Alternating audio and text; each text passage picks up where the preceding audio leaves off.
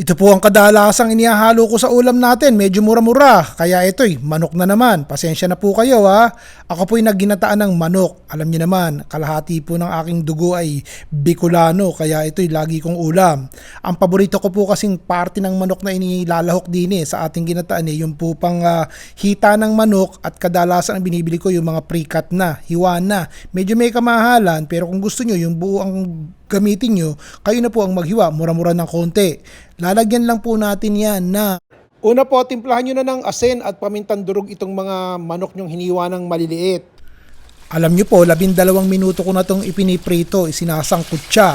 Nagpainit lang po ako ng kawalit, hindi ko na nilagyan ng mantika dahil nga po may balat yung manok di po ba? So habang sinasangkot siya at pumupula, lumalabas naman yung mantika. Tipid sa mantika, yung mantika galing sa manok, mas malasa. Ayos na rin po yun.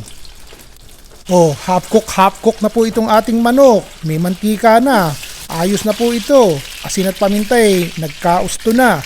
Ang gagawin po natin maglalagay na ako. Dire-diretso na to Lagyan na po natin ng maraming sibuyas. Pagkatapos haluin natin ng konti ng maluto yung sibuyas. Hindi ko na po tinanggal yung manok.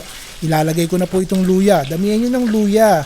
At kadalasan yung manok medyo malansa kaya nilalagyan natin ng luya. Kung hindi po kayo mahilig maglagay ng luya sa ulam nyo, huwag kayong bumili ng malaki. Madaling matuyo yan. Pagdating nyo sa tindahan, ang kunin nyo yung malaking buwig. Doon kayo pumigtas. Pagdating nyo sa bahay, itago nyo sa sealed plastic bag bago nyo ilagay sa refrigerator.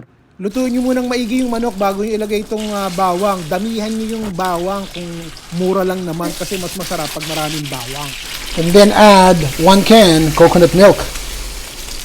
Let's add 3 tablespoons of suka.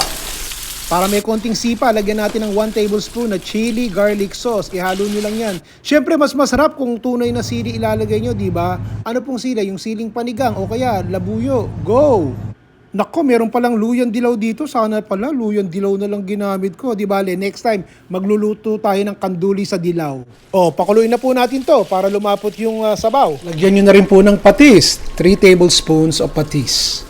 Hinaan nyo ang apoy at lutuin nyo ng mga ilang sandali. Yun na! Eto na ang inyong ginataang manok. Sus, ang sarap. Nagmamantika pa, Nakita mo yan? Ilabas nyo na yung kanin. Palagay ko, pag ito ulam ko palagi, mga 2 tasang kanin ang kaya kong kainin.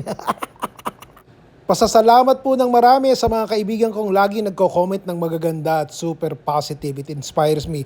Pag naman nag-comment kayo, sabay click ng share para naman maraming nanood. Okay po ba yon? Sana po'y nasisiyahan kayo sa mga ipinopost ko at more to come. Nagustuhan niyo po ba yung ating simpleng lutong bahay? Masarap po yan. Tsaka yung mga Ricardo may kamurahan. Akmang-akma dun sa panlasa ng mga karamihang kaibigan natin, ng mga ganyang ulam lang ang gusto, yung mga kursonada. Ayos po ba? Hanggang sa susunod po muli. Si Ron Bilaro.